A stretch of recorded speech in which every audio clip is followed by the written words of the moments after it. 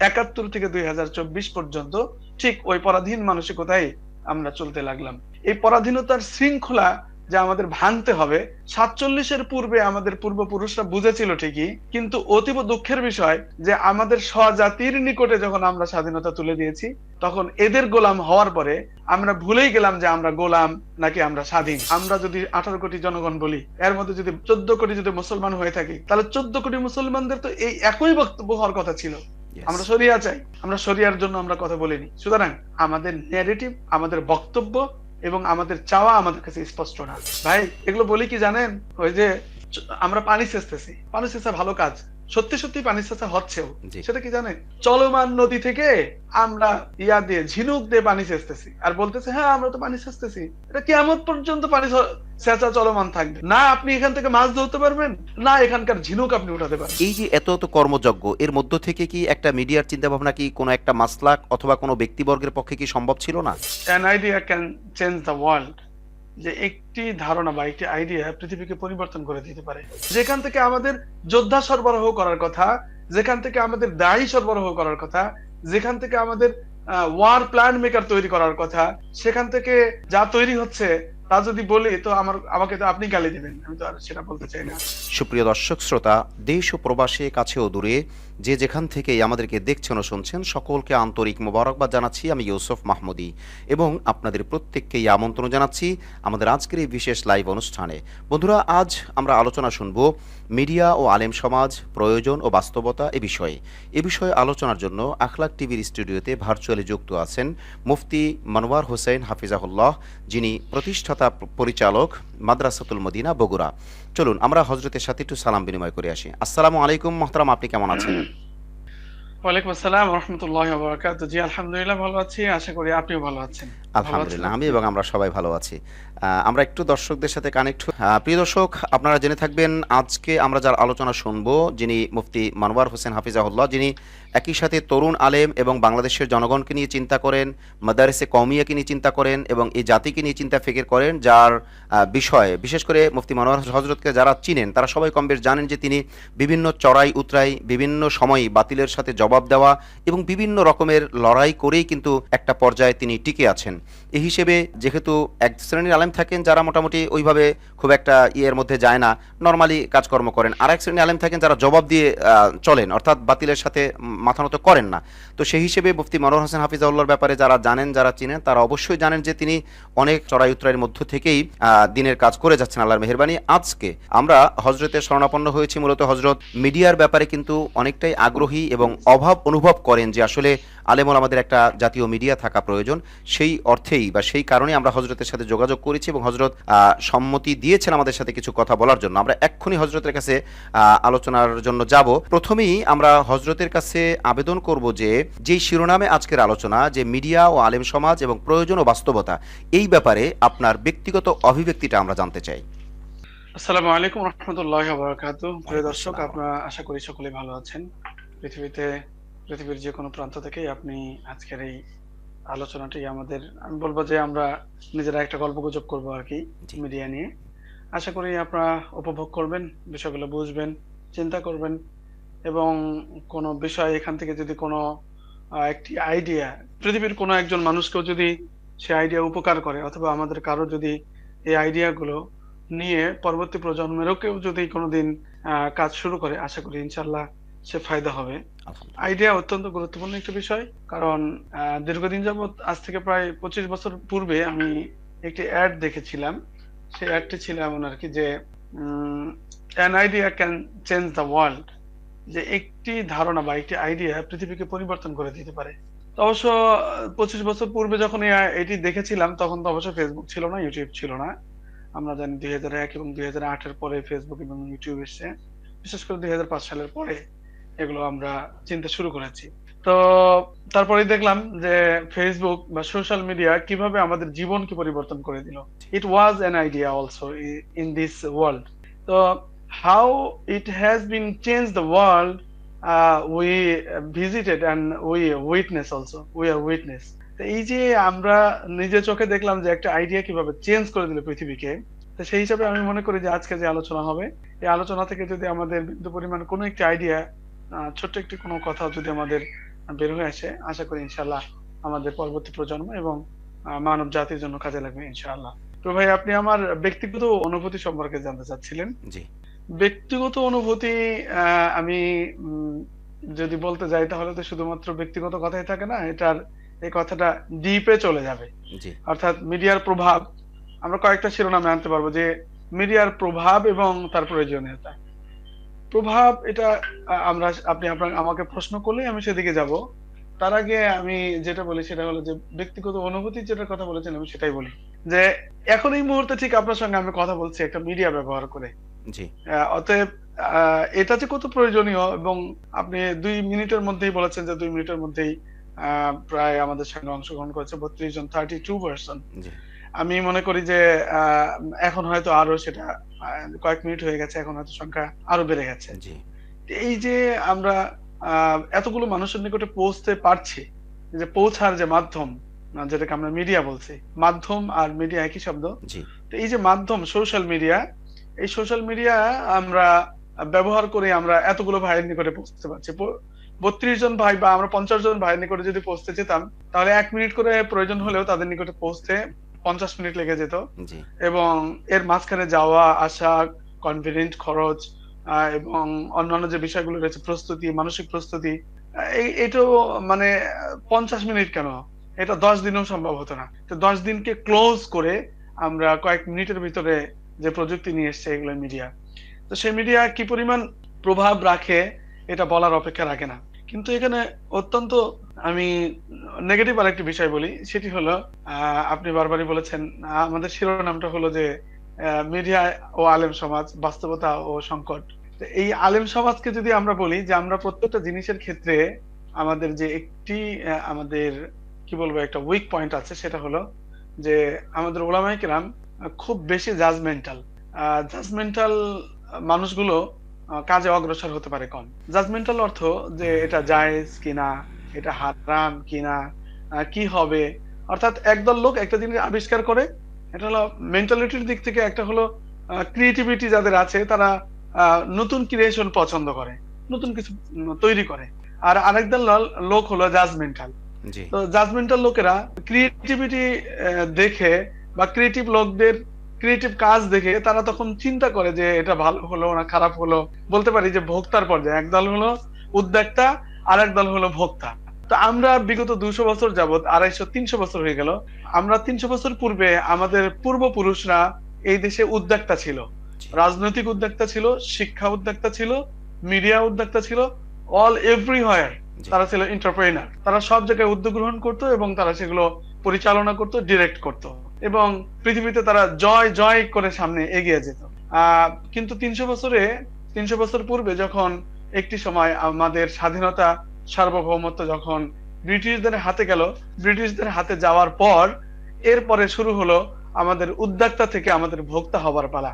এবং তারা এদেশে এসে, এই ব্রিটিশরা এদেশে এসে তারা ব্যবসা বাণিজ্য এবং অন্যান্য সবকিছুর আহ, দখল তারা হাতে নিল এবং উদ্যোক্তা হয়ে গেল। উদ্যোক্তা হওয়ার ফলে আমাদের সমস্ত আমাদের কাছ থেকে চাবিগুলো কেড়ে নিল। ড্রাইভিং সিটে যেখানে যেখানে আমরা ছিলাম সেখান থেকে আমাদেরকে নামিয়ে প্যাসেঞ্জারে নিয়ে যাওয়া হলো, প্যাসেঞ্জারের সিটে নিয়ে যাওয়া হলো। এবং একটা পর্যায়ে শিক্ষা ব্যবস্থার মাধ্যমে তারা আমাদের এই পুরো জাতিটাকে আমাদেরকে কয়েকশো বছরে শিক্ষা ব্যবস্থার মাধ্যমে ধীরে ধীরে ধীরে ভোক্তার পর্যায় থেকে একদম গোলামের পর্যায়ে নামিয়ে নিয়ে আসলো। আহ, কলোনিয়াল সিস্টেম এবং তাদের শিক্ষা পদ্ধতি, এই উভয়টার মাধ্যমে আমাদের মানসিকতার ভিতরে পরাজয়ের মানসিকতা সৃষ্টি করে দিল।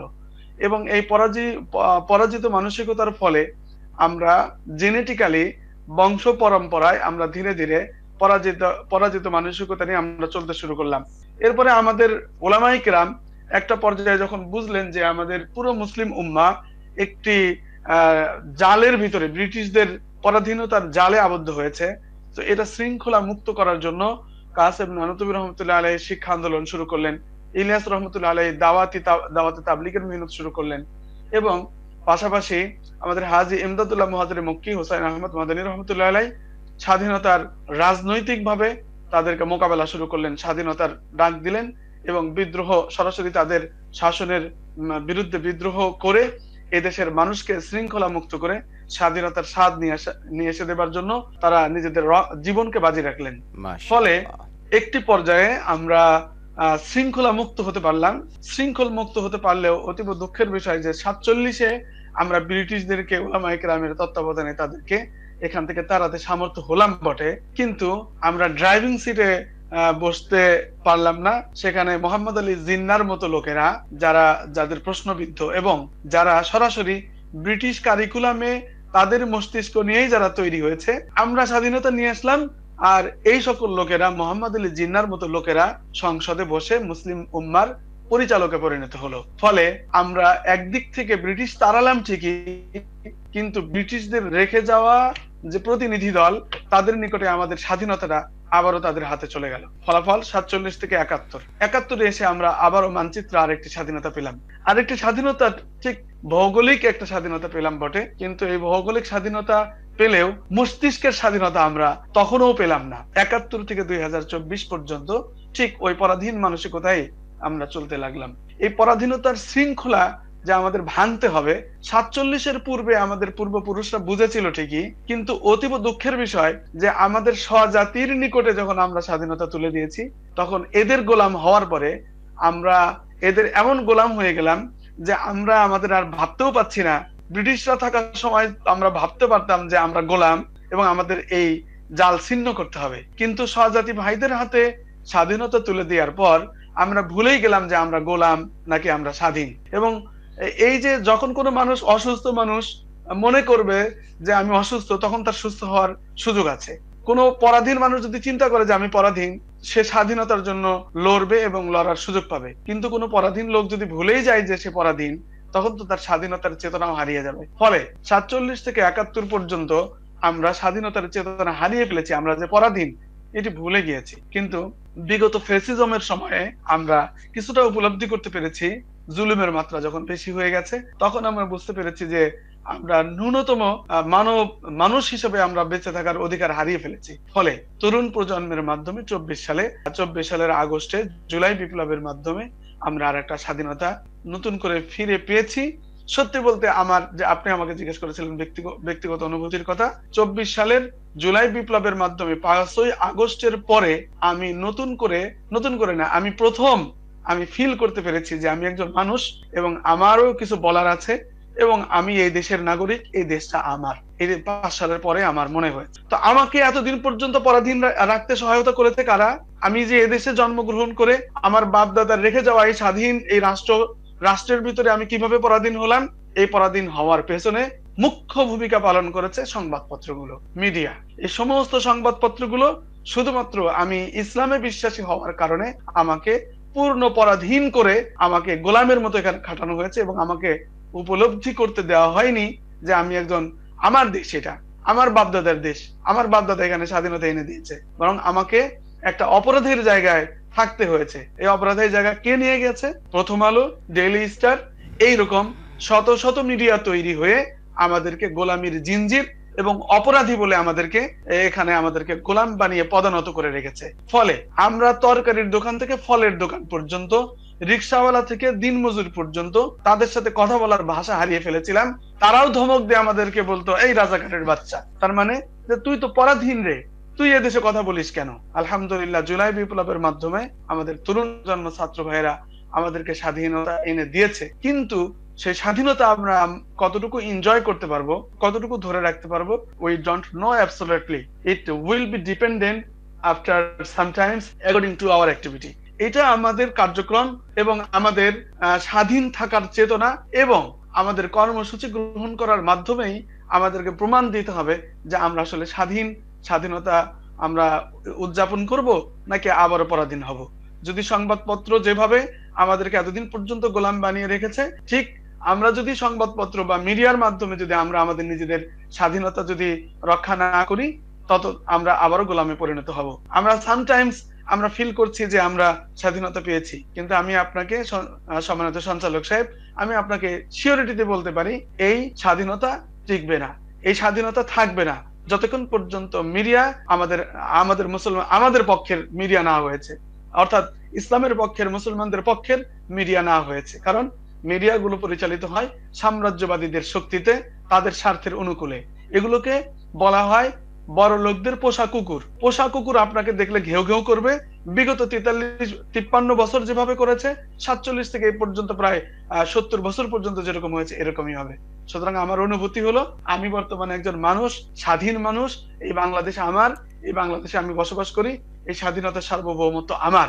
এটি উপলব্ধি করতে পেরেছি এই এর মাধ্যমে, এবং মিডিয়া আমাদেরকে যে কবজা করে রেখেছিল সেখান থেকে আমি ছিন্ন হওয়ার মাধ্যমেই স্বাধীন হতে পেরেছি। এটা আমার অনুভূতি। আলহামদুলিল্লাহ, মাশাআল্লাহ, জাযাকুমুল্লাহ। আমি অভিভূত যে আপনি এই এতটুক কথার মধ্যে, মানে আমি যে শুধুমাত্র শিরোনাম সম্পর্কে জানতে চাইলাম, আপনি এতটা ডিটেলস আলোচনা করবেন এবং আমাকে অন্তত ঘুম ভাঙাবেন, এটা আমি কল্পনা করিনি। আল্লাহ পাক আপনার ইলমে হেলেমে হায়াতে বারাকা দান করুন। আমি আপনার জন্য দোয়া করি, আপনার কাছে দোয়া চাই। মহতারাম, আপনি এতটা দেশ সম্পর্কে, জাতি সম্পর্কে, ওয়ার্ল্ড ওয়াইড, বিশ্বব্যাপী এতটা মানে জ্ঞানের পরিধি, মানে এতটা গভীরভাবে জানেন বা উপলব্ধি করেন, আমার ওই রকম জানা ছিল না। এনিওয়ে, এখন আমি মূলত আপনার কাছে প্রশ্ন পর্বে ঢুকতে চাই। আপনার একটা স্ট্যাটাস আমাদের নজর কেড়েছে, যেটার কারণে আমরা মূলত আপনার শরণাপন্ন হয়েছি। আপনি স্ট্যাটাস করেছেন যে আমার দেশ, অর্থাৎ আমার দেশ পত্রিকাকে মেন করে, যে আমার দেশ এত অর্থ কই থেকে আসলো, অর্থাৎ আমার দেশ যে নতুন করে আবার ঢেলে সাজাইলো। প্রায় 10-12 বছর বা 10-11 বছর তারা কাজে ছিল না, এবং আমরা সবাই ইতিহাস জানি মাহমুদুর রহমান সাহেবের উপরে কি ঝড় গিয়েছে 2012-13 সালে। এরপরে তিনি টোটাল কার্যক্রম তাদের বন্ধ, আবার নতুন করে কর্মযজ্ঞ শুরু করলো। তো এই অর্থ যোগান দিতে গিয়ে উনি কোথায় পাইলেন, কি আসা, বিষয়ে অনেক প্রশ্ন আপনি করেছেন যে কোথায় পেলেন। তো এইটা কি আলেম ওলামাদের ইয়াতে আসে নাই, বোধগম্য হয় নাই? তো এই যে বিষয়টা, আমরা এই বিষয়টা নিয়ে চিন্তা করি যে আসলে আমার দেশ তার গতিতে চলবে, এটা তো তাদের পার্সোনাল ব্যাপার, এখানে তো আমাদের কোনো চেয়ে নাই। কিন্তু প্রশ্ন হলো, আলেম ওলামার একটা মিডিয়ার প্রয়োজন মনে করলো না কেন? আলেম ওলামারা কি আসলে বেখবর, নাকি মিডিয়ার ব্যাপারে কোনো চিন্তা চেতনা করে না? এই ক্ষেত্রে মূলত মানে আমরা আপনার কাছে প্রশ্ন করতে চাই যে আপনি যেহেতু মিডিয়ার অভাবটা তীব্রভাবে অনুভব করেন, যেটা আপনার পোস্ট থেকে আমরা দেখতে পাই, সেক্ষেত্রে আলেম ওলামারা, মানে দল মত নির্বিশেষে আলেম ওলামারা এটা অভাব অনুভব করেন না কেন? এটার সম্পর্কে আপনি কারণটা বলতে কি মনে করেন? প্রিয় ভাই, আমি ইতিমধ্যে পূর্বের ভূমিকার মধ্যে একটু ভূমিকাটা আসলে শর্ট হওয়া উচিত ছিল, কিন্তু না না, শর্ট চমৎকার হলে হয়েছে, আমরা জ্ঞান সব পেয়েছি বোঝা যেত না আলহামদুলিল্লাহ। আর কি। জি ভূমিকার মধ্যে অলরেডি বলা হয়েছে। আসলে এই ক্ষেত্রে প্রাথমিকভাবে আমাদেরকে একটা জিনিসে আসতে হবে, সেটি হলো বিশ্বাসগত দিকটা, চেতনাগত দিকটা। দেখেন, ফেস্টিভাল 17 বছর পর্যন্ত মানুষের উপরে টিকে ছিল কিছু ন্যারেটিভ তৈরি করার মাধ্যমে। সেই ন্যারেটিভটা আপনারা নিশ্চিত জানেন, স্বাধীনতার চেতনা, বঙ্গবন্ধু, তারপরে হলো পাকিস্তানি হানাদারের বিরুদ্ধে কথা ইত্যাদি বলে কিন্তু বাংলাদেশের সমস্ত মানুষের উপরে জুলুম, নির্যাতন এবং তাদের টিকে থাকার কিন্তু একটা বৈধতা তারা নিয়েছিল। দেখুন, সেখানে কিন্তু জনমত তাদের পক্ষে ছিল না, ছিল না, ভোট ছিল না, ডাকাতি ছিল, সবকিছু ছিল, কিন্তু তারা এমন ভাবে একটা ন্যারেটিভ তৈরি করেছিল যে ন্যারেটিভের বিরুদ্ধে কথা বলার সুযোগ কারো ছিল না, এবং একটা বৈধ ন্যারেটিভ। সেটা কি? 71-এ পরাজিত শক্তি, জি 71 পরাজিত শক্তিকে ষড়যন্ত্র করতে দেওয়া হবে না। এবং বঙ্গবন্ধু, যিনি স্বীকৃত যে রাষ্ট্র স্বাধীনতার সময় তার ভূমিকা ছিল, এটা কিন্তু আপনি আমি কেউই ইতিহাস অস্বীকার করতে পারবে না। সত্য বললে তাকে স্বীকার করতে হবে। সত্য বললে যেরকম বাংলাদেশের স্বাধীনতার ব্যাপারে জিয়াউর রহমানকে অস্বীকার করা যাবে না, ঠিক শেখ মুজিবুর রহমানকেও অস্বীকার করা যাবে না। সমালোচনা করি, অপছন্দ করি, সেটা ভিন্ন বিষয়। তো এই যে একটা ন্যারেটিভ দাঁড় করানো হয়েছিল, একটা চেতনা দাঁড় করানো হয়েছিল। সম্মানিত সঞ্চালক সাহেব, আমি যদি আপনাকে পাল্টা জিজ্ঞেস করি, আমি এই কথা আবার একটু বলে তারপর জিজ্ঞেস করি, অবশ্যই। যে একটি কমিউনিটি বিল্ড আপ হয়, একটি জাতি তৈরি হয়, এবং একটি আমি যদি বলি জাতি বা দল বা যা কিছু বলেন, তৈরি হয় একটা ন্যারেটিভের উপরে, একটা বিশ্বাসের উপরে। ইভেন আপনি যদি বলেন যে ইসলামটা তো তৈরি হয়েছে একটা বিশ্বাসের উপরে। 13 বছর পর্যন্ত কিন্তু আপনি দেখবেন যে নামাজ, রোজা, হজ, যাকাত কিচ্ছু ছিল না। 13 বছর নবী সাল্লাল্লাহু আলাইহি ওয়াসাল্লামের 13 বছর জিন্দেগির উপরে। জি খুব ভালো করে খেয়াল করে জি দেখেন, জি শুধুমাত্র একটা ন্যারেটিভ এস্টাবলিশ করবার জন্য, একটি বিশ্বাস এস্টাবলিশ করার জন্য নবী সাল্লাল্লাহু আলাইহি ওয়াসাল্লাম ডোর টু ডোর কাজ করেছেন। সেটা কি? প্রত্যেকে বলেছেন যে বলো লা ইলাহা ইল্লাল্লাহ, অর্থাৎ আমার এই বাক্যের সাথে তোমরা, আমার এই বক্তব্যের সাথে একমত হও। সেটা কি? যে লা ইলাহা ইল্লাল্লাহ। তোমরা যদি লা ইলাহা ইল্লাল্লাহর সাথে একমত হতে পারো, তাহলে আমি যে মানে কর্মসূচি প্রণয়ন করেছি, আমি যা স্বপ্ন দেখাচ্ছি তোমাদেরকে, এই সব স্বপ্ন বাস্তবায়ন করা সম্ভব। দেখেন, আল্লাহ রাসূল কিন্তু বলেননি যে হে আবু জেহেল আসো আমার সাথে নামাজ পড়ো, হে আবু সুফিয়ান আসো আমার সাথে নামাজ পড়ো, আসো যাকাত দাও। আপনি দেখবেন না, কোনো বিধানের উপরে তাদেরকে ডাকা হয়নি। সবাইকে ডাকা হয়েছিল যে হে মানুষ সকল, এই কথার উপরে তোমরা একমত হও যে কি? লা ইলাহা ইল্লাল্লাহ, তাআলাউ ইলা কালিমাতিন, একটা কালিমার দিকে আসো তোমরা। সমস্ত মানুষকে একটা কালিমার দিকে, সে কালিমা, অর্থাৎ কালিমা বলতে তো এখন আমরা জিকির বুঝেছি যে কালেমা মানে হলো জিকির করা। মানে একটা বক্তব্য, একটা ন্যারেটিভ বাস্তবায়ন করার জন্য নবী সাল্লাল্লাহু আলাইহি ওয়াসাল্লাম সবাইকে ডেকেছিলেন কি, সবাই বলো যে লা ইলাহা ইল্লাল্লাহ। আমরা এখানে এই বক্তব্যটা বা এই কথার সাথে এই একমত। কথাটা নিতে পারি না, কুলু লা ইলাহা ইল্লাল্লাহু তুফলিহুন, এটাও নিতে পারি হাদিস হিসেবে। হ্যাঁ, এটা নিতে পারি। জি আমি এটাই খুঁজতেছিলাম। অবশ্যই। আমি এটাই খুঁজতেছিলাম। আপনাকে অনেক শুকরিয়া। এই লা ইলাহা ইল্লাল্লাহ বলার জন্য সবাইকে আহ্বান করছিলেন একটা বক্তব্যের সাথে একমত পোষণ করা, যে এই বক্তব্যের সাথে একমত পোষণ করলে তারপরে তোমরা তোমাদের সাথে আমি যে স্বপ্ন দেখাচ্ছি সেটা বাস্তবায়ন হবে। নবী সাল্লাল্লাহু আলাইহি ওয়াসাল্লাম যখন সবাইকে এক জায়গায় ডাকলেন একটা পাহাড়ের পাদদেশে, তখন যখন বললেন যে আমি তোমাদেরকে একটা বলতেছি যে পিছন থেকে যদি তোমাদের উপরে কেউ আক্রমণ করে বিশ্বাস করবে কিনা, বলে হ্যাঁ বিশ্বাস করবো, আমরা ঘটনাটা জানি। নবী সাল্লাল্লাহু আলাইহি ওয়াসাল্লাম বললেন যে আমি তোমাদেরকে বলছি তোমরা শুধু বলো যে লা ইলাহা ইল্লাল্লাহ, তাহলে আরবের উপরে তোমরা সবকিছুর উপরে তোমরা নেতৃত্ব দিতে পারবে। তো তখন দেখলেন যে এই কথা বলার পর আবুল হাব বললেন আজাল আল আলিহাতা ইলাহা ওয়াহিদা, তুমি আমাদেরকে এমন একটা কথার দিকে ডাকতেছো যে কথা মানতে গেলে আমাদের কারো কোনো কথাই তো আর থাকে না, সকলের বক্তব্য সকলের ন্যারেটিভ শেষ হয়ে যায়, শুধুমাত্র তোমার একটা ন্যারেটিভ, তোমার বক্তব্যটা প্রতিষ্ঠিত হয়। তুমি যা বলতেছো এটা আমরা খুব ভালো করে বুঝছি, যে সবগুলোকে বাতিল করে দিয়ে শুধুমাত্র তুমি তোমার বক্তব্য অর্থাৎ এক কথার উপরে আনতে চাচ্ছ। আল্লাহ রাসূল কে শাস্তি দেওয়ার জন্য তিনি হাত উঁচু করে বেরোলেন। প্রিয় দর্শক এবং প্রিয় সঞ্চালক, আমি আপনাকে বলি এই জায়গা থেকে একটা শিক্ষার বিষয়, একটা ন্যারেটিভের উপরে তারা নবী সাল্লাল্লাহু আলাইহি ওয়াসাল্লাম সবাইকে ডেকেছিলেন, তার নাম ছিল তাওহীদ। আমরা উলামায়ে কেরাম, সেটা যে ঘরানার উলামায়ে কেরাম হোক, সুন্নি বলেন, জামাতের বলেন, তারপরে হলো কওমির বলেন, আলিয়ার বলেন, যে দিক থেকেই হোক, কোরআন হাদিস শিখে যারা ইলম অর্জন করেছে প্রত্যেকেই এর মধ্যে অন্তর্ভুক্ত। আমাদের কি এই ন্যারেটিভ ঠিক আছে? আমরা কি এইটার উপরে একমত যে আমরা একটা জিনিস চাই, সেটা কি, যে আমরা ইসলামকে এবং শরিয়াকে আমরা আমাদের জীবনের জন্য এবং মানব জাতির জন্য আমরা এটা প্রতিষ্ঠা করতে চাই। আমাদের জীবনের মধ্যে এটা কি মুখ্য? আমরা কি প্রত্যেকে এটাকে মুখ্য বানিয়েছি? কঠিন প্রশ্ন। এটা যদি মুখ্য হতো, এটা যদি মুখ্য হতো, তাহলে আমাদের মেম্বার আমাদের আমাদের মৌলিক কথা বলতো, মসজিদের মেম্বার গুলো, আমাদের মাহফিলের মাইক গুলো ঠিক এই কথাই বলতো, কারণ কর্মসূচি তো একটাই, জি একটাই কর্মসূচি। এরপর আপনার ব্যক্তিগত ফেসবুকের যত প্রচার আছে, যত জায়গা আছে, আমরা যদি 18 কোটি জনগণ বলি, এর মধ্যে যদি 14 কোটি যদি মুসলমান হয়ে থাকি, তাহলে 14 কোটি মুসলমানদের তো এই একই বক্তব্য হওয়ার কথা ছিল, আমরা শরিয়া চাই, আমরা শরিয়ার জন্য আমরা কথা বলিনি। সুতরাং আমাদের ন্যারেটিভ, আমাদের বক্তব্য এবং আমাদের চাওয়া আমাদের কাছে স্পষ্ট না। আমরা কি চাই? আমরা আজকে এটা চাই, কালকে ওইটা চাই, আজকে এটার জন্য মিছিল করি, কালকে ওইটার জন্য মিছিল করি। আজকে আমি নিজেও সাদ সাহেবের ওই যে প্রতিবাদে, ওনার খুনের বিপরীতে আজকেও আমিও নিজেও প্রতিবাদে অংশগ্রহণ করেছিলাম, জি জি বাংলাদেশে বিভিন্ন জায়গায় হয়েছে।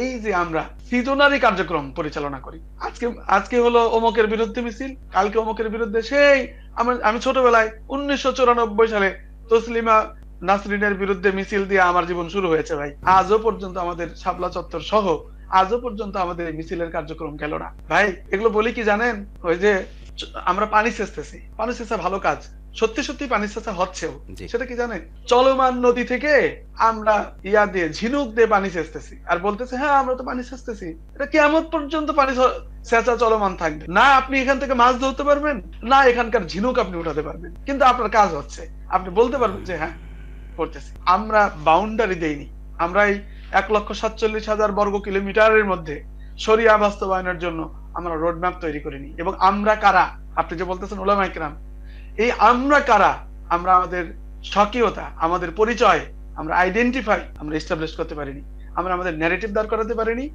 এই ন্যারেটিভ দাঁড় করানোর পরেই তখন তৈরি হয় সংবাদপত্র, তখন তৈরি হয় মিডিয়া, তখন তৈরি হয় এটসেট্রা সব কিছু। ধরেন আপনার মিডিয়া নেই, সংবাদপত্র নেই, ধরেন আপনার টিভি সেন্টার নেই, 12 কোটি মানুষের নিকটে পৌঁছার জন্য আপনার মসজিদের মিম্বার ছিল।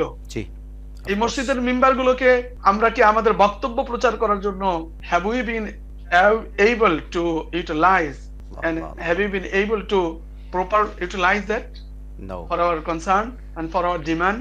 ইয়েস আমরা কি আমাদের কাজের জন্য এটা করতে পেরেছি? তো সুতরাং media, electric media, print media, এগুলো তার পরের কথা। এই জন্য গোড়ার কথা যেটা আপনি বলেন যে কেন প্রয়োজন অনুভব করেনি, আসলে মূলত হলো আমরা আমাদের ব্যক্তি স্বার্থ এবং চিন্তার জগৎকে আমরা পুনর্গঠন করা আমাদের জন্য জরুরি। ব্যক্তি স্বার্থের ব্যাপারে আমাদের কনসার্ন হওয়া জরুরি, কতটুকু মাল আমাদের জন্য জরুরি, কয়টা মাদ্রাসা করা জরুরি, এবং সমাজের জন্য আমার কাজ কি জরুরি, এগুলো আগে প্রথমত আগে আমাদের have to take a decision, then we have to work in the field. আমাদের ফিল্ডে সে কাজ করতে হবে, তা না হলে চলমান নদীর পানি সিঞ্চন হবে, কাজ হবে না। আমি প্রিন্ট মিডিয়ার কথা পরে বলি, ইলেকট্রিক মিডিয়ার কথা পরে বলি। আমাদের কাছে যে মিডিয়া ছিল সেইটাতেই আমরা যথাযথ ইউটিলাইজ আমরা করতে পারিনি। আজকে সমস্ত মসজিদগুলো কি হয়, নামাজ হয়, নামাজের পরে তালা লেগে যায়। মসজিদগুলোকে 4 কোটি শিক্ষার্থী, বাংলাদেশে 4 কোটি শিক্ষার্থী, 3 লক্ষ শিক্ষা প্রতিষ্ঠানে পড়াশোনা করে। এই 4 কোটি শিক্ষার্থীকে আমরা মসজিদের মিডিয়াতে আনতে পেরেছি? আমরা কি তাদের ভাষায় কথা বলতে পেরেছি? সুতরাং এই কথাগুলো বলার দ্বারাই আমি বলতে চাচ্ছি যে have to develop our self. প্রথমত আগে আমরা কারা এটা আইডেন্টিফাই করতে হবে, এবং আমরা কি চাই এটা ঠিক করতে হবে। দেন আমাদেরকে প্রস্তুতি গ্রহণ করতে হবে, চাওয়াটা ঠিক করতে হবে, এবং গোল ঠিক করতে হবে, গোল বার ঠিক করতে হবে যে এটা চাই, তারপরে না মিডিয়া এবং তারপরে না কিছু। ভাই, এজন্য প্রথমত আগে নিয়ত সহি করা, আসলে কি চাই, আমাদের জীবনের গোল ঠিক করা। আপনারও বয়স হয়তো আমার কাছাকাছি হবে, তো এগুলো দেখেই হয়তো আমাদের দেখে যেতে হবে, আর হতাশা কাজ করবে। যেন প্রত্যেকটা ভাইয়ের কাছে আবেদন থাকবে, আসলে আমরা শরিয়া চাই কিনা। যদি শরিয়া চাই, তাহলে এক কথার উপরে আমরা সবাইকে ঐক্যবদ্ধ হই, আকীদার উপরে, তাওহীদের উপরে আমরা ঐক্যবদ্ধ হই। সেই তাওহীদ প্রতিষ্ঠা করার জন্য আমরা কার্যক্রম শুরু করি, এরপরে সব দেখবেন ঠিক হয়ে যাবে।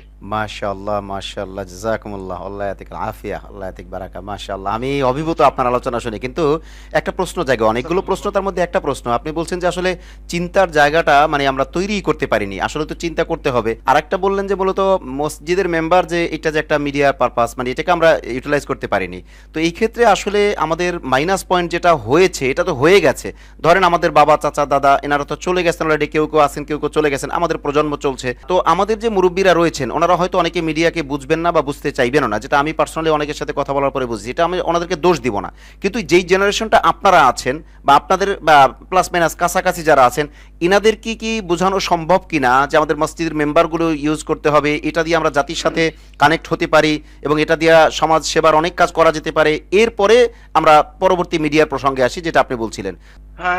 এখানে ভাইজান আপনি সুন্দর করে নোট করে রাখেন, আর আমি আশা করি ভিডিওটা রেকর্ড থাকবে। জি, আমি আপনাকে কোড আনকোড বলছি। জি, একটি জাতি তৈরি হয় শিক্ষা পদ্ধতির মাধ্যমে।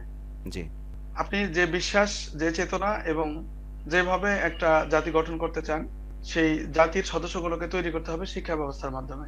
আমরা যারা আপনি নিশ্চয় কমি থেকে পড়াশোনা করেছেন, জি, এবং আপনি এই বিষয়টা ভাবছেন। আমি নিজেও কমি থেকে পড়াশোনা করেছি, যদিও আলিয়াতে কামিল পাস করা আছে। তো আমাদের শিক্ষা ব্যবস্থায়, কওমি শিক্ষা ব্যবস্থায় আমাদের চাওয়াটা, আমাদের ন্যারেটিভটা, জি, আমি জি, বারবার যে ন্যারেটিভের কথা বলছি, জি, আমাদের চাওয়াটা এবং প্রত্যাশাটা কতটুকু ইনপুট করা হয়েছে। আমি যদি আপনাকেই প্রশ্ন করি, জি, আমাদেরকে সেই চেতনা কতটুকু জাগানো হয়েছে, ইবতেদায়ী শ্রেণী থেকে শুরু করে দাওরা হাদিস পর্যন্ত। আমাদের মুখ্য আলোচনার বিষয়টি কি ছিল?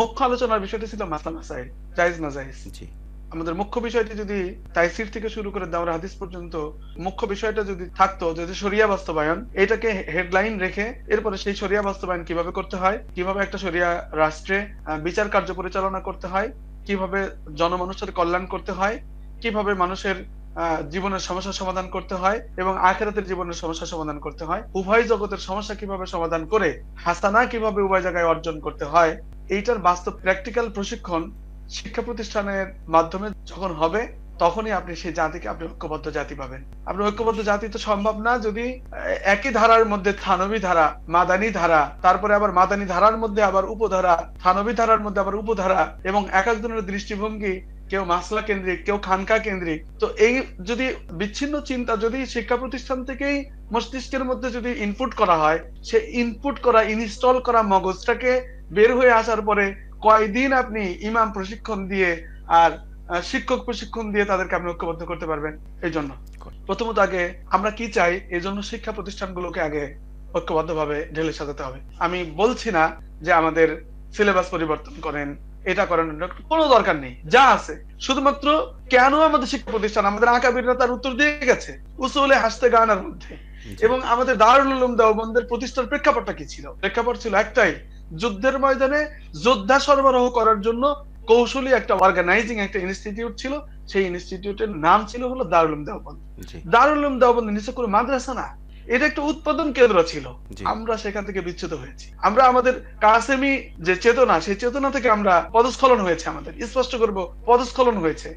যেখান থেকে আমাদের যোদ্ধা সরবরাহ করার কথা, যেখান থেকে আমাদের দায়ী সরবরাহ করার কথা, যেখান থেকে আমাদের ওয়ার প্ল্যান মেকার তৈরি করার কথা, যেখানে আমাদের একজন সমাজ বিশেষজ্ঞ তৈরি হওয়ার কথা, সেখান থেকে যা তৈরি হচ্ছে তা যদি বলি তো আমাকে তো আপনি গালি দিবেন, আমি তো আর সেটা বলতে চাই না। যা তৈরি হচ্ছে আমি বলবো চরম সেলফিশ একটা শ্রেণী তৈরি হচ্ছে, যারা নিজের অভাবের কারণে শুধুমাত্র ব্যক্তিগত স্বার্থ ছাড়া, ব্যক্তিগত লাভ ছাড়া তারা এক কদম নড়তে পারছে না। আপনি সেই জাতিকে দিয়ে কি করবেন? আপনি সেই জাতিকে দিয়ে কিসের মিডিয়া করবেন, কিসের কি করবেন? কোনো চেতনাই নেই। এরা যেখানে যায় সেখানে সে রং ধারণ করছে। নিজস্ব কোনো চেতনা আছে? কথাগুলো তিক্ত, আমি সবার জন্য বলতেছি না, যারা ভালো আলহামদুলিল্লাহ, কিন্তু ম্যাক্সিমামের উপরে তো আমাদের হুকুমটা আসবে। জি তো আমাদের এই শিক্ষা প্রতিষ্ঠান থেকে উসুলে হাসতে গানার মাধ্যমে একটি শ্রেণী তৈরি করার কথা ছিল, যেই শ্রেণী এই সমাজের মধ্যে জুলুম নির্বাপন করবে, জুলুমকে তুলে দেবে জি এবং মানুষের জন্য জীবন উৎসর্গ করার জন্য যে সদস্যরা বের হয়ে আসবে, সেই প্রতিষ্ঠান 100 বছরের মধ্যে এসে 150 বছরের মধ্যে 1866 সালের পরে থেকে আমাদের 2024 সাল, প্রায় 200 বছর, এই 200 বছরের মধ্যে আমরা আমাদের চেতনা, আমাদের মুরব্বীদের চেতনা হারিয়ে ফেলে আমরা একটা সেলফিশ একটা শ্রেণীতে পরিণত হয়েছি। ফলে আমরা আপনি ব্যক্তিগত দেখেন, আপনি নিজে বিভিন্ন প্রতিষ্ঠান পরিচালনা করেন, হয়তো আপনি দেখেন কোন একজন আলেমকে ডাকা হয়েছে, সবাই না, কোন একজন আলেমকে ডাকা হয়েছে, উনি ফার্স্ট চিন্তাটা করবেন যে এখানে গেলে আমার লাভ কি, আর্থিক অথবা পদ অথবা সুনাম। এই তিনটা জিনিস ব্যতীত ওলামায়ে কেরাম এবং বেশিরভাগ ভাইদেরকে আপনি নাড়াতেই পারবেন না, যেখানে এই তিনটা লাভ নাই সেখানে। সুতরাং এই পরিশুদ্ধি হওয়া অত্যন্ত জরুরি, আমাদের আকাবিরদের চেতনা ধারণ করা অত্যন্ত জরুরি। আমি একদম সলিড হয়ে গেছি তা না, বুঝতে শিখছি অন্তত পক্ষে জি যে লাভ ছাড়া কাজ করা উচিত। আমি এটা বুঝতে শিখেছি যে আমাকে তৈরি করা হয়েছে উখরিজাতিল লিন্নাস, মানব জাতির জন্য। সুতরাং আমি একটা বড় জায়গা দেখলে আমার জন্য চিন্তা হয় যে এখানে আমি কিভাবে একটা বড় প্রতিষ্ঠান করতে পারবো।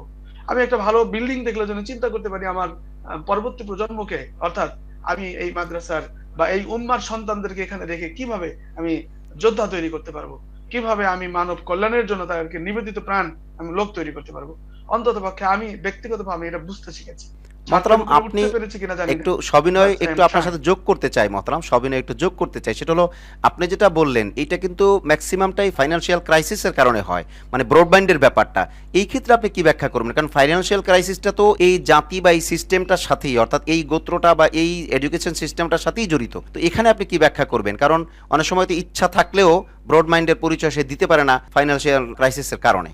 আমি এটা দুঃখজনক, ওই পদ্ধতিটা অন্য আলোচনা, ওখানে আলোচনা করলে আমরা কওমির শিক্ষা ব্যবস্থা এবং কর্মসংস্থান জি এই শিরোনামে অন্য আলোচনা করতে হবে। জি জি জি তো আপনি যে এটা যেদিকে আমি ওইদিকে ডাইভার্ট হয়ে গেলে আমাদের আলোচনা লম্বা হবে, জি জি আমরা বলুন, আপনি বলুন। কনক্লুশনের দিকে যেতে জি হবে। এজন্য আমি বলি আসলে অর্থ মানুষকে কোনো সময় আদর্শ থেকে বিচ্ছিন্ন করতে পারে না, জি এটা মনে রাখবেন। জি আমাদের ইমানকে অর্থ দিয়ে কেড়ে নিতে পারবে না। আমি বলছিলাম যে আপনি যেটা বললেন এটা একটা কারণ, জি কিন্তু এটা ম্যান্ডেটরি কোনো কারণ না, অ্যাবসলিউটলি কারণ না। আমাদের চেতনা সমৃদ্ধ করা হচ্ছে না। আপনি দেখবেন যে আমাদের বাংলাদেশে 2005 সালের দিকে জেএমবিরা আত্মঘাতী হামলা করতো বিভিন্ন জায়গায়। জি তা আমি অনেক চিন্তা করে দেখেছি কি করে সম্ভব হলো। কারণ কি, যে একজন মানুষকে যখন তার চেতনায় এত সমৃদ্ধ হয়, তার বিশ্বাসের জায়গায় যখন সে তার চোখের সামনে তার বিশ্বাসের প্রতিফলন দেখতে চায়, সে ভুল বিশ্বাসের উপরে থাক, সঠিক বিশ্বাসের উপরে থাক, জি সে বিশ্বাসটাকে যখন সে অত্যন্ত শক্তভাবে দৃঢ়ভাবে ধারণ করে, তাকে কি অর্থের বিনিময়ে তাকে নাড়াতে পারে না। মোহতারাম ভাই, এইটা অত্যন্ত শক্তিশালী জিনিস। আপনি একজন নারী, সে যদি তার সতীত্ব নিয়ে চিন্তিত থাকে, কনসার্ন থাকে, তাহলে সে 10 দিন না খেয়ে থাকবে, মারা যাবে না খেয়ে থাকে, কিন্তু তার সতীত্বের প্রশ্নে তাকে কেউ অর্থ লোভে তাকে এক বিন্দু তাকে টলাতে পারবে না। আমরা যদি আমাদের বিশ্বাসে যদি অটুট থাকি, তাহলে আমাদের কর্মসংস্থান, আমাদের অর্থ, আমাদের এই অভাব আমাদেরকে কোনো সময় আমাদেরকে বিন্দু মাত্র টলাতে পারবে না। কিন্তু আজকে আমাদের চেতনায় আমাদের ঘুম ধরেছে। আমাদের চেতনা সমৃদ্ধ হওয়া অত্যন্ত জরুরি, ন্যারেটিভ তৈরি করা জরুরি, এবং এই তরুণ প্রজন্মের নিকটে আমাদের আকাবিরদের রেখে যাওয়া এই আমানত স্পষ্ট করে আলোচনা করা উচিত।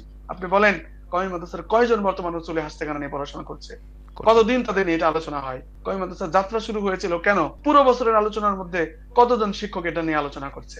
তো সুতরাং অর্থনৈতিক এই সমস্যা কোনো সমস্যা না, যদি আমরা আমাদের আকাবিরদের পথ যদি আমরা ধারণ করি, তাদের রেখে যাওয়া চেতনা যদি আমরা ধারণ করি। আমরা মাল্টার জেলে হুসাইন আহমদ মাদানী রহমতুল্লাহ আলাইকে দেখেছি, তাকে শুধুমাত্র স্বাক্ষর করতে বলা হয়েছিল, আপনার ফতোয়া শুধু প্রত্যাহার করে নেবেন, যে জিহাদের ফতোয়া এটা সঠিক না। তিনি নিজেকে নির্বাসনের সাইবেরিয়ার মাল্টার জেলে পর্যন্ত গিয়েছেন, 0°C যেখানে ঠান্ডা। আমাদের আকাবিররা বিন্দু পরিমাণ সেখানে সেখানে তার জীবনকে মুখোমুখি করেছেন, কিন্তু বিন্দু পরিমাণ নিজেকে নিজের বিশ্বাস থেকে টলে যায়নি এবং বিশ্বাস থেকে টলানো সম্ভব হয়নি। আমাদের প্রত্যেকটাকে ওলামায়ে কেরামকে, ওলামায়ে হযরতকে হত্যা করে করে শুকুরের চামড়ার ভিতরে ভরে আগুনের মধ্যে পুড়িয়ে দেওয়া হয়েছে, তাদের চেতনা সেখানে বিনষ্ট করা সম্ভব হয়। আমরা সেই সে জাতির উত্তরাধিকার, যাদের আমাদের প্রত্যেকটা সদস্যকে হত্যা করে দিল্লির টাং রোড থেকে শুরু করে চিটাগাং পর্যন্ত প্রত্যেকটা বড় বড় গাছের ডালে আমাদের ওলামায়ে কেরামের লাশকে ঝুলানো হয়েছে। আমরা আমাদের চেতনা থেকে সরে যাইনি। আমরা বর্তমান কেন আমরা চেতনা থেকে হারিয়ে যাব? আমাদের আকাবিরদের সাথে আমাদের কানেক্টেড না, আমরা তাদের চিন্তা ধারণ করতে পারিনি। আমরা শুধুমাত্র কিছু ফোকলা, কিছু সিস্টেম আমরা ধারণ করেছি, একটা মাদ্রাসা সিস্টেম। আমরা বিভিন্ন সিস্টেম ধারণ করার কারণে আমরা তাদের চেতনা হারিয়ে ফেলেছি। আমাদের চেতনার দিকে যেতে হবে। মাশাআল্লাহ, মাশাআল্লাহ, জাযাকুমুল্লাহ। আমি অভিভূত, আলহামদুলিল্লাহ। আল্লাহ পাক আপনাকে আরো বলার তৌফিক দান করুক। আমরা আপনাকে আরো চাই ইনশাআল্লাহ। আমরা অনেক সময় হয়ে গেছে, আল্লাহর মেহেরবানি আপনি 39 মিনিট সময় আমাদেরকে দিয়েছেন। আমি ভাবতেই পারিনি যে আসলে 39 মিনিট সময় কোত্থেকে গিয়েছে। যাই হোক, আমরা শেষ একটা প্রশ্ন আপনাকে করব, সেটা হলো যে মূলত আমরা অনেক কর্মযজ্ঞ দেখি, বড় বড় মাদারিসে কওমিয়া, বিভিন্ন প্রতিষ্ঠান, বিভিন্ন কিছু আমরা দেখি, কিন্তু জাতীয় মিডিয়ার কোনো একটা মিডিয়া আমরা কওমি অঙ্গনের বিশেষ করে বা আলেম ওলামাদের তত্ত্বাবধানে ওইভাবে আমরা দেখি না। তো এই যে এত এত কর্মযজ্ঞ, এর মধ্য থেকে কি একটা মিডিয়ার চিন্তাভাবনা কি কোনো একটা মাসলাক অথবা কোনো ব্যক্তিবর্গের পক্ষে কি সম্ভব ছিল না, নাকি চিন্তার জায়গা থেকেই এটা হয়নি? প্রথমত তো আসলে অনেকের প্রয়োজন অনুভূত আছে যে আমাদের বড়রা অনেকেই ভাবেন আমাদের মিডিয়া জগতে, বিশেষ করে মাদ্রাসা দারুর রাশেদ মাদ্রাসার কথা আলোচনা করতে হবে। যে দারুর রাশেদ মাদ্রাসা অনেক কিছু বাংলাদেশের যতগুলো জাতীয় পত্রিকায় আছে, উপসম্পাদকীয় বা ধর্মীয় পেজগুলোতে আমাদের অনেক ওলামায়ে কেরামকে সেখানে দেখবেন। আমি নাম ধরে বললে আপনারা অনেকেই চিনতে পারবেন। জি, অনেক প্রতিযশা সাংবাদিক তৈরি হয়েছে। তো বাংলাদেশে দারুর রাশেদ মাদ্রাসা অগ্রপথিক। তো এটা কিভাবে সম্ভব হয়েছে জানেন? আমি আসলে মূল কথা থেকে সরতে পারছি না। দারুর রাশেদ মাদ্রাসা কেন এই মানে এতখানি ভূমিকা রাখতে পারলো? তারা সৈয়দ আবুল হাসান আলী নদভী রহমতুল্লাহর চেতনাকে ধারণ করেছিলেন। মাশাআল্লাহ। সেই চেতনায় উদ্বুদ্ধ হয়ে বাংলাদেশের দারুর রাশেদ মাদ্রাসা সেই চেতনার উপরে তারা মেহনত করে এতটুকু ফলাফল পেয়েছিলেন। ভাই, বিশ্বাসটা গুরুত্বপূর্ণ জিনিস, কিন্তু অর্থনৈতিক অপরচুনিটি, ইকোনমিক্যাল অপরচুনিটি, রিসোর্স এবং অন্যান্য আপনি সার্কামস্টেশন যা আছে সব যদি বলেন, তাহলে মাদ্রাসা দারুর রাশেদ মাদ্রাসা কিন্তু বাংলাদেশের শীর্ষস্থানীয় সুবিধাপ্রাপ্ত বা অর্থনৈতিক সমৃদ্ধশালী প্রতিষ্ঠান নয়, কিন্তু তারা যে ভূমিকা রাখতে পেরেছে, তারা অনেক বেশি সমৃদ্ধশালী শিক্ষা প্রতিষ্ঠান সেই ভূমিকা রাখতে পারেনি। আপনি যে এলাকায় আছেন ওই এলাকায় বিরাট বড় একটা মাদ্রাসা আছে, সেখান থেকে জাতির জন্য, এমনকি জাতির জন্য বের হওয়া, এইরকম মানে দারুর রাশেদ যে ভূমিকাটা রাখতে পেরেছে, তারা ওখান থেকে অনেক বেশি বের হওয়া সম্ভব ছিল যদি শুধুমাত্র চিন্তার দিকটা, ডাইমেনশনটা যদি শুধু সেদিকে যেত। এবং এখনো সম্ভব যদি আমাদের হযরত যদি একটু চিন্তা করেন, সেখানে মেধাবীরা রয়েছে, আপনি লজিস্টিক সাপোর্ট আছে।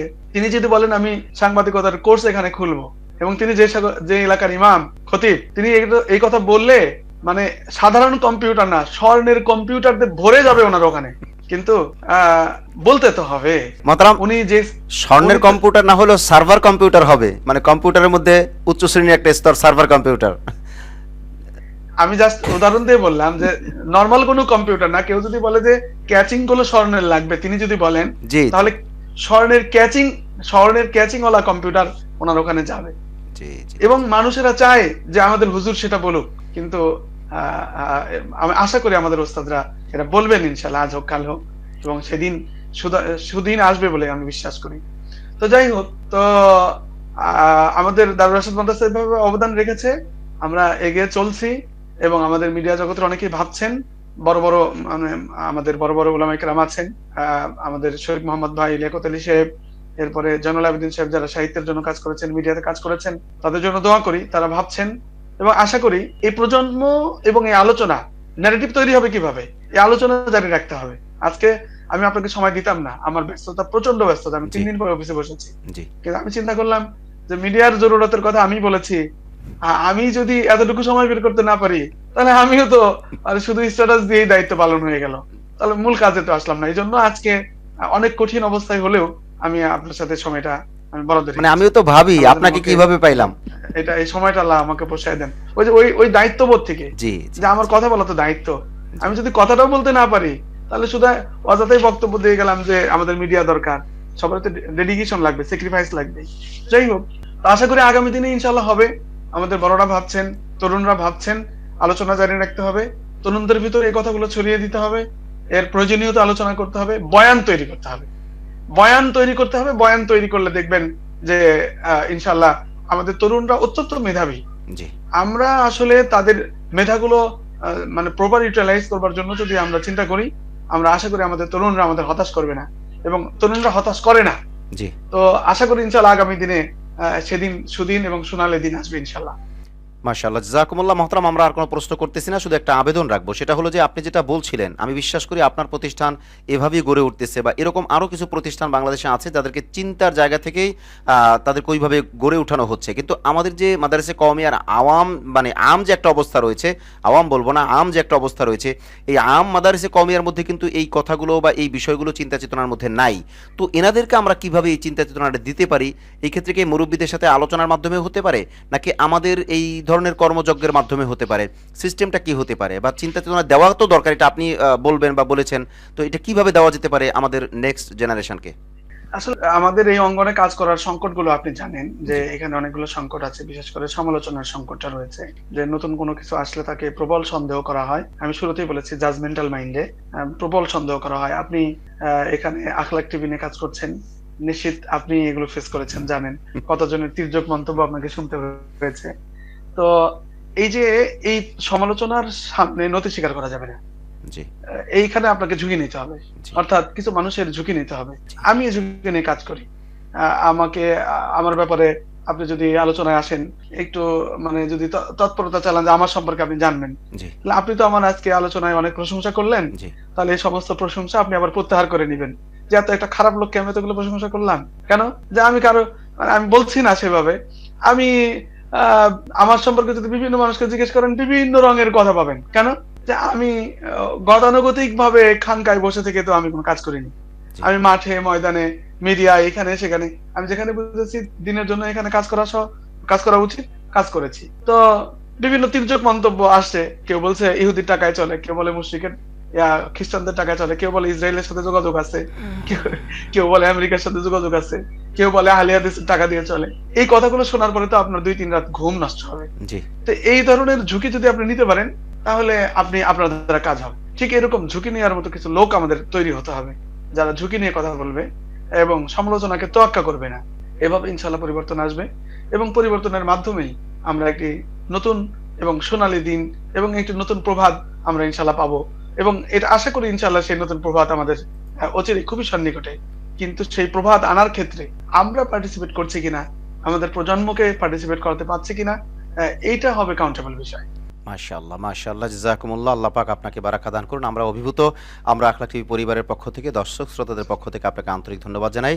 প্রিয় দর্শক, আপনারা সবাই শেয়ার করে দিবেন, এবং যারা শেষে আসছেন শুরু থেকে পুরো আলোচনাটা শোনার চেষ্টা করবে, বিশেষ করে কওমি ভাইয়েরা এবং কওমি তরুণ আলেম ওলামারা, আপনাদের সকলের এই আলোচনাটা শোনা প্রয়োজন। আমরা আজ আর সময় নিচ্ছি না হযরতের কাছ থেকে। হযরতকে আমরা দাওয়াত দিব পরবর্তীতে ইনশাআল্লাহ, বিভিন্ন টপিকে আমরা হযরতকে চাইবো ইনশাআল্লাহ। আমরা আগে শুরুতেই বলেছিলাম যে হযরত একজন স্পষ্টবাদী মানুষ, এবং তিনি ঢাকায় ভালো বড় এলাকায়, হাই রাইজ এলাকায় তিনি খেদমত করা মানুষ। আমি আর ওইভাবে যাচ্ছি না। তো বাকি পরবর্তীতে ইনশাআল্লাহ আরো পরিচয় হবে। হযরত কিন্তু আসলে দিন কায়েমের জন্য, এবং সেটা আমি এটা আমি স্বাচ্ছন্দ্য বোধ করি। আমি আমার পরিচয় দিতে স্বাচ্ছন্দ্য বোধ করি। আমি আপনাদের ভাই, আমি সকলের ভাই, এবং আমি গ্রামে কাজ করি। দিনাজপুর, পঞ্চগড়, ঠাকুরগাঁও, নীলফামারী। আমি গ্রামের মানুষের সাথে কাজ করি, একদম অজপাড়া গায়ে, যেখানে কাউকে বললে যদি একদিন দাওয়াতও দেই যে ভাই আসেন একটু দেখেন কি কাজ করি, তো মানুষেরা, আমাদের ভাইরা বলে এত দূর ভাই, সময় নাই। তো আমি একদিনও ভাইরা সময় পায় না। তো আমি সেই সকল গ্রামে বছরের পর বছর কাজ করে যাচ্ছি। তো আমি ভাইদের কাছে সকলের নিকটে দোয়া চাই। কিন্তু আর কিন্তু একটা কিন্তু আহ্বান মোহতারাম, করে আপনি গ্রামে শেষ থেকে করতে কাজ চাই। করতেছেন, এইটা একটা পরিচয়। কিন্তু আপনি তো এমন এলাকায় খেদমত করেছেন, ঢাকায়, যেখানে আমরা ইন্টারভিউ দিতেও যাইতে ভয় পাইতাম। আলহামদুলিল্লাহ, আলহামদুলিল্লাহ। আসলে আলহামদুলিল্লাহ। কাজের ক্ষেত্রে আল্লাহ তাআলা যাকে যেখানে প্রয়োজন মনে করেন তাকে সেখানে কাজ করান। এটা আলহামদুলিল্লাহ। যোগ্যতার কোনো বিষয় না। এবং তার কোনো এক্সট্রা অর্ডিনারি কোনো বিষয় না। এটা আল্লাহ যাকে যেখানে মনে করবেন যে আপনাকে এখানে কাজ করাবেন, আল্লাহ ওখানে কাজ করাবেন। এখানে আসলে আমার কোনো বিশেষত্ব নেই। যাই হোক, তো শেষ আহ্বান জানাচ্ছিলাম, আপনার কাছেও একটা মিডিয়া রয়েছে, আপনার একটা ফেসবুক রয়েছে, আপনার একটা ইউটিউব রয়েছে, আপনার একটা মেম্বার রয়েছে, আপনার কিছু ছাত্র রয়েছে। আপনি একজন সাংবাদিক। আপনি সাংবাদিকতার নীতিমালা রক্ষা করে আপনি আপনার পজিটিভ কাজগুলো করুন। আপনার এই মিডিয়াগুলো একদিন মূলধারার মিডিয়া সৃষ্টি করে দেবে ইনশাআল্লাহ। ইনশাআল্লাহ, এটা ইনশাআল্লাহ। শেষ আহ্বান। আল্লাহ কবুল করুন। আমিন সুম্মা আমিন। জাযাকুমুল্লাহ। প্রিয় দর্শক, আমরা আর সময় নিচ্ছি না। আজ তাহলে এই পর্যন্তই। দেখা হচ্ছে পরবর্তী কোনো লাইভে অথবা পরবর্তী কোনো ভিডিও বার্তায় ইনশাআল্লাহ। আসসালামু আলাইকুম ওয়া রাহমাতুল্লাহি ওয়া বারাকাতুহু।